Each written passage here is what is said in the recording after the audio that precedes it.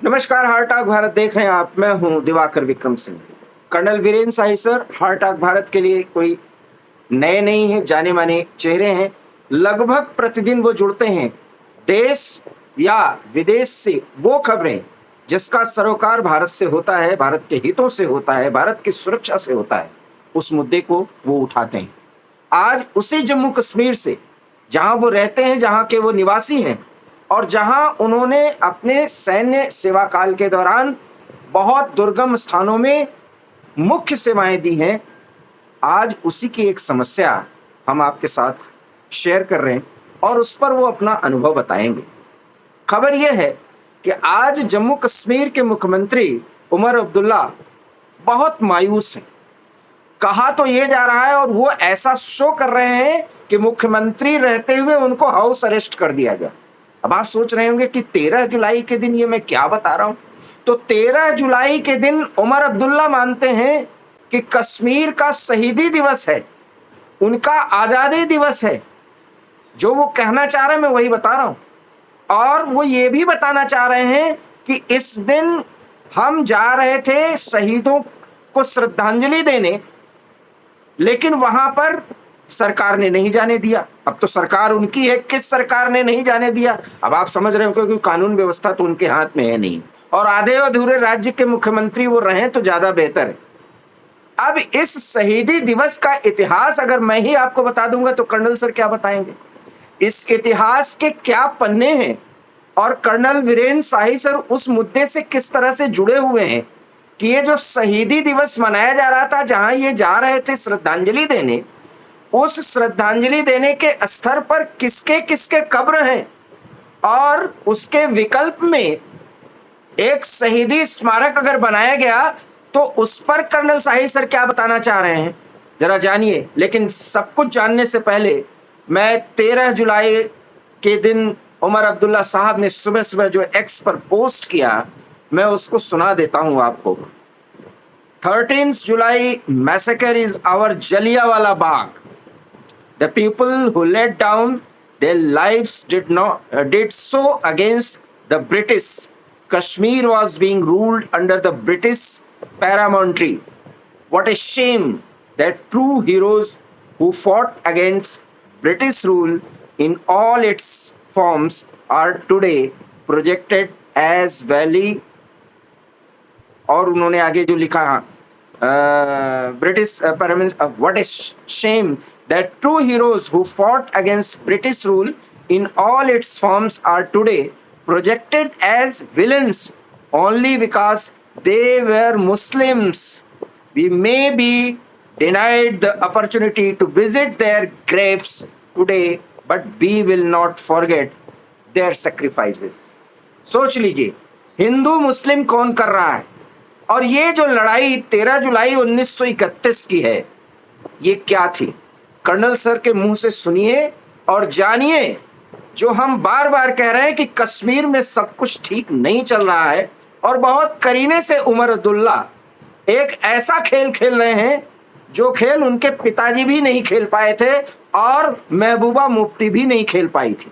इसलिए दिखने में तो बड़े छोटे, बड़े इमोशनल से लगते हैं उमर अब्दुल्ला साहब, लेकिन घाटी को अंदर खाने सुलगाने की बड़ी कवायद कर रहे हैं। लेकिन ये उनकी कवायद सफल नहीं होगी। लेकिन क्या कर रहे हैं वो, जरा सुनिए आप कर्नल सर की जुबान।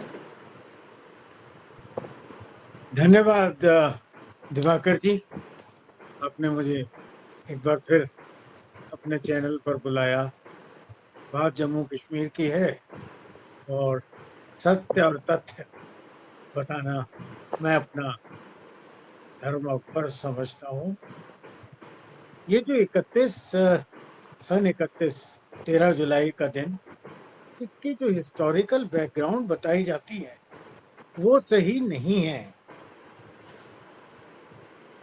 यहाँ पर एक ब्रिटिश रेजिडेंट हुआ करते थे, उनके स्टाफ में एक ब्रिटिश ऑफिसर थे जिन्होंने एक अफगान नेशनल, जिनका नाम था मोहम्मद कादिर, अफगान थे पर पेशावर के रहने वाले थे।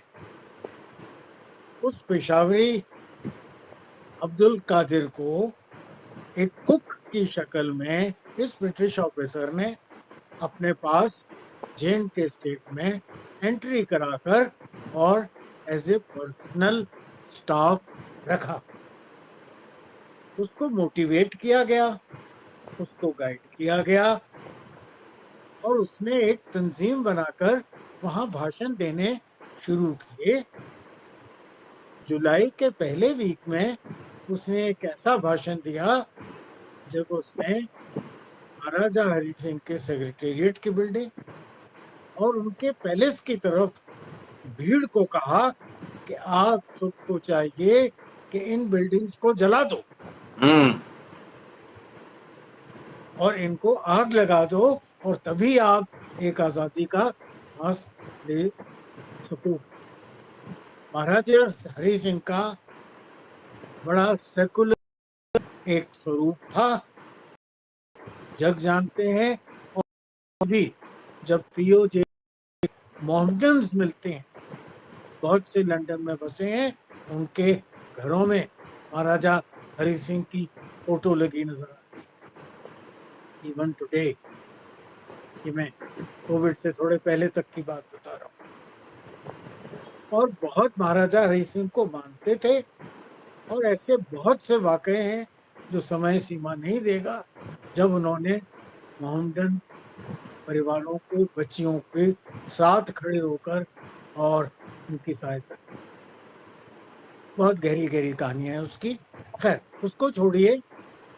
अब्दुल कादिर को अरेस्ट किया गया सेडिशन के चार्जेस पर और उसकी ट्रायल चल रही थी, जबकि कुछ लोकल लीडर्स, जिसमें उमर साहब के दादा हुजूर भी थे, इन्होंने विघन डालने की कोशिश की।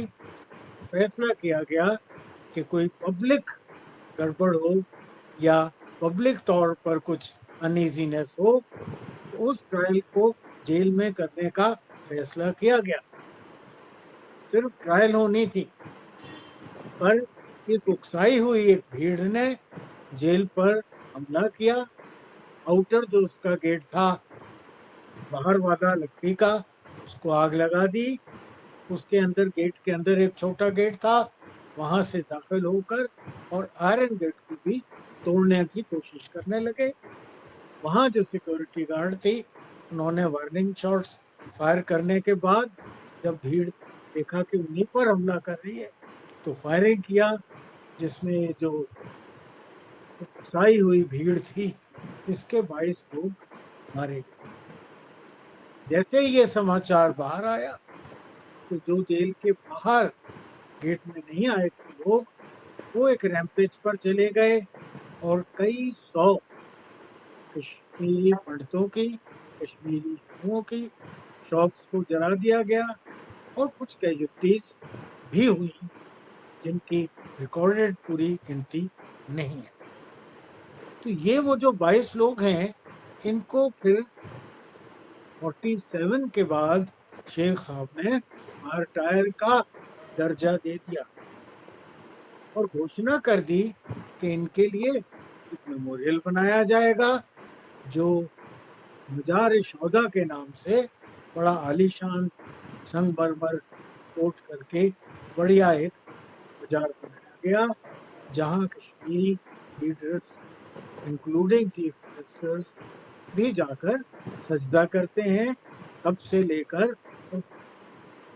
ये 19 पिछले साल तक भी लगातार करते आए। यहाँ मैं ये भी बताना चाहता हूँ कि वो मजार सिर्फ उन 22 लोगों तक सीमित नहीं रही। ये जो 2000 के बाद टेररिज्म शुरू हुआ और टेररिस्ट जो मारे गए, बुरहान वानी टाइप्स, उनकी भी दफन उनको भी वहीं जाकर करता रहा। और किसी भी मेमोरियल के नाम पर अगर कश्मीर में एक आलिशान जगह एक नौजवानों के लिए है तो वो इन दहशतगर्दों का और उन लोगों का जो कि रिवोल्ट करते हुए मारे गए थे, वो जगह है जिसको मजार शोदा या शहीदों की मजार नाम से जाना जाता है। सरकारी ऑफिसर जाते हैं, J&K गवर्नमेंट के आलीशान फैसला करते हैं लोग बड़े बड़े जाकर, जैसा मैंने कहा कैबिनेट और चीफ मिनिस्टर उनमें शामिल रहे, वहीं जाना चाहते और वहां वहां इनको जाने नहीं दिया गया, तो इन्होंने कहा हाउस अरेस्ट कर लिया गया हमें। हैं। अब पहली बार उस जगह को शायद बंद किया गया है, हाउस में तो कोई अरेस्ट का समाचार लोकली मेरी जानकारी में नहीं है। नहीं, अब उनको एक तो उसमें इंटरनल पॉलिटिक्स में पूरा कर लूं और भी चल रहा है कि महबूबा मैडम और उमर साहब ये अलग अलग पार्टीज के हैं। महबूबा मैडम उकसा रही लोगों को कि हमारी मजार बंद हो गई, मजार पर ताले लग गए, इस तरह के भाषण उन्होंने दिए। अब उमर साहब अगर उनके साथ होते हैं तो गवर्नमेंट के अगेंस्ट होते हैं, और गवर्नमेंट के साथ होते हैं तो ये जो लोकल एक माहौल बना रही है महबूबा, उनके खिलाफ होते हैं। तो इधर कुआ उधर खाई। अब उस प्रेशर में जो स्टेटमेंट आपने अभी बताया, उन्होंने ट्वीट कर दिया, पर असलियत में वो मजार 22 लोग वो थे जो कि रिपोर्ट कर रहे थे, और बाकी वो लोग थे जो दहशतगर्द हैं और दहशतगर्दी में मारे गए, जिनके लिए बड़े बड़े जुलूस निकलते थे और दहशतगर्द उनको सलामी भी देते थे, गन सलूट भी देते थे। वो सब इतिहास है, दोहराने का कोई लाभ। सर इसको मैं और थोड़ा सा कड़े जुबान में बोल दूं, कश्मीर में बहुतायत संख्या थी मुसलमानों की, चूंकि ब्रिटिश रूल था, हरि सिंह का शासन था, डोगरा सैनिक वहां पे तैनात थे। हरि सिंह चूंकि हिंदू थे, उनकी नाराजगी थी, क्योंकि संख्या अगर उनकी ज्यादा है तो फिर उन्हीं की सब कुछ होनी चाहिए। ये तो कट्टरपंथियों की सोच है। और उसके बाद वही हुआ कि एक हिंदू शासक, और ब्रिटिश रूल की बात कर रहे हैं उमर साहब या महबूबा, वहां तो जब बुरहान बानी को भी श्रद्धांजलि दी जाती है जाकर के, और उसको भी मार्टियर्स बताया जाता है, वो भी शहीद है, और उमर अब्दुल्ला और महबूबा की नजर में शहीद है, तो कश्मीर में तो सब कुछ ठीक नहीं चल रहा है ना। और यही तो हमारा विरोध है। दिवाकर जी, उसकी तुलना इन दोनों ने की है इंडियन इंडिपेंडेंस के स्ट्रगल के साथ। जी, जलियांवाला बाग की बराबरी कर रहे हैं। जलियांवाला बाग के साथ वो इसको कंपेयर कर रहे हैं। डायर ब्रिटिश था, ये लोग भारतीय थे, इनका रिवोल्ट भारतीय शासक के अगेंस्ट था, बिल्कुल। जबकि जलियांवाला बाग में तो कोई रिवोल्ट था ही नहीं, सही नहीं। वो तो मीटिंग कर रहे थे अपनी, जी, और निहत्थे मीटिंग के लिए इकट्ठे हुए थे जिन पर फायर किया गया। तो कोई भी तो बात मेल नहीं खाती। डायर विदेशी था, कश्मीर के शासक भारतीय थे, हम्म। तो कोई भी तो कंपेयर नहीं होता। हालांकि वो ट्वीट में कहते हैं अगेंस्ट द ब्रिटिशर्स। हाँ, वही मैंने कहा ना, ब्रिटिश रूल कश्मीर में नहीं था। नहीं था, वही तो मैं भी कह रहा यहाँ हूँ। इतिहास की एक और बात मैं बताना चाहता हूँ कि महाराजा गुलाब सिंह ने कश्मीर वैली को ब्रिटिशर्स को पैसे देकर अमृतसर ट्रीटी के बाद पेमेंट कर कर हासिल किया था। जी जी, it was paid for and taken. Right. तो ब्रिटिश रूल कहाँ से आ गया? मैं वही बात तो कह रहा हालांकि हूँ कर्नल ब्रिटिश सर। सर जी ये इसलिए स्पष्ट होना चाहिए कि भारतीय मीडिया में ये जो खबर चल रही है कि आज शहीदी दिवस पर उमर अब्दुल्ला को हाउस अरेस्ट स्थिति में रखा गया, दुनिया क्या जानेगी? क्योंकि उसके हिस्टोरिकल तथ्य को तो जानते नहीं। हार्ट अटैक भारत पर हम ये चर्चा कर रहे हैं कि वास्तव में वहां ब्रिटिश रूल था ही नहीं, ये तो एक हिंदू शासक था, उसकी जेल पर उसके सेना का एक अधिकार था, वहां पर सब कुछ इनके मन मुताबिक नहीं चल रहा था। उसके बाद इन्होंने आग लगाई, उसको रोका गया, गोली चलाई, और उसने पहले वार्न भी किया। आपको तो ये भी, आपने तो ये भी बताया है और वार्न करने के बाद गोली चलाई, 22 लोग मारे गए। दिवाकर जी, उनको ऊपर चार्ज सेडिशन का था। जी जी, Abdul Kadar was being tried for sedition. Right. और जो सेडिशन के चार्ज पर हो और जो लोग उसको जबरदस्ती कोर्ट से छुड़ा कर ले जाना चाहें, उनको क्या कहिएगा? क्या वो शहीद होंगे?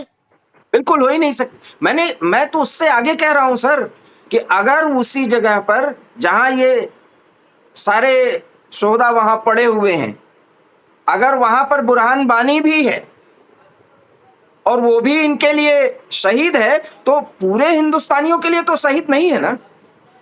वो मानते रहें, देश कैसे स्वीकार करेगा? अब देखिए, प्राइवेट तौर पर जाकर अगर आप जाकर वहां सजदा करें, और वो कहते हैं कि हम वो छुट्टी बहाल करना चाहते हाँ, हैं। और वो छुट्टी रद्द कर दी गई। 13 जुलाई, हम आपको बता दें कि 13 जुलाई का दिन छुट्टी का हुआ करता था, क्योंकि ये शहीदी दिवस जम्मू कश्मीर के लिए था। उसको भारत सरकार ने रद्द कर दिया। अब वो छुट्टी भी वापस मांगते और वहां जाकर सजदा करना चाहते।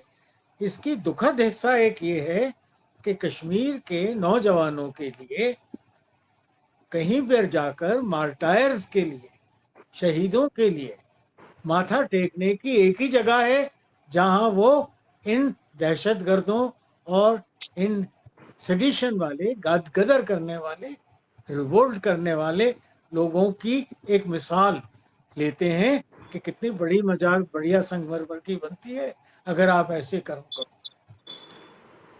नहीं खुशी सर, की कम से बात कम। यह है कि कश्मीर में अब एक और मेमोरियल बनाया गया है जो उन भारतीय सैनिकों के लिए है जिन्होंने 47 के बाद कश्मीर को संभाल कर रखा, प्रोटेक्ट किया, डिफेंड किया और सिक्योर किया।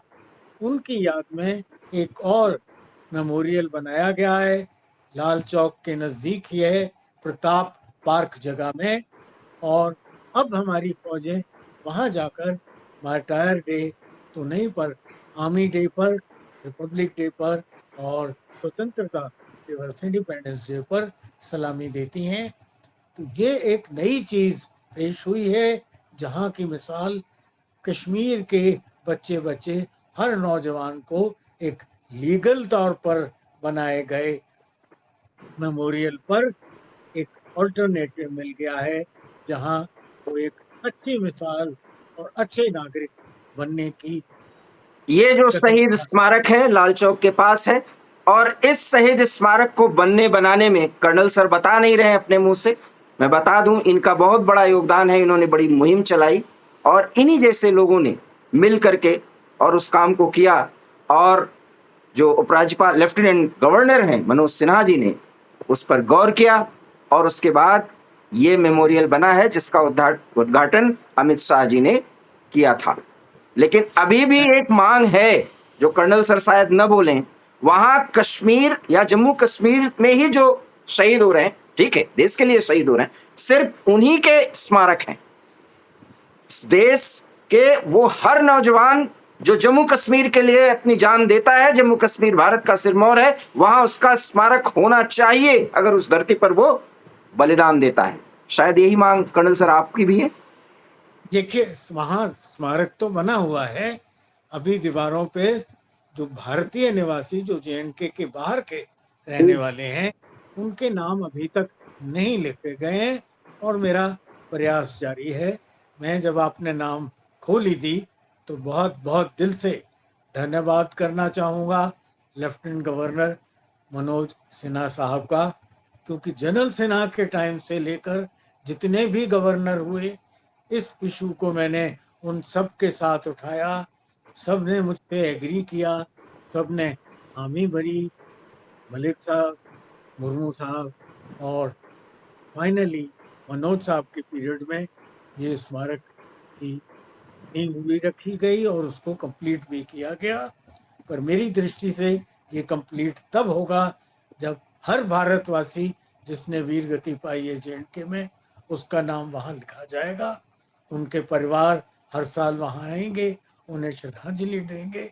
टूरिज्म भी बढ़ेगा, भारतीयों का, कश्मीरियों का मेल जोल और प्यार भी बढ़ेगा, और वही मेरा लक्ष्य था। मेरी और उसके लिए आपने काम किया। इल्तिजा है, प्रार्थना है मौजूदा J&K गवर्नमेंट से कि इस सपने को साकार किया जाए।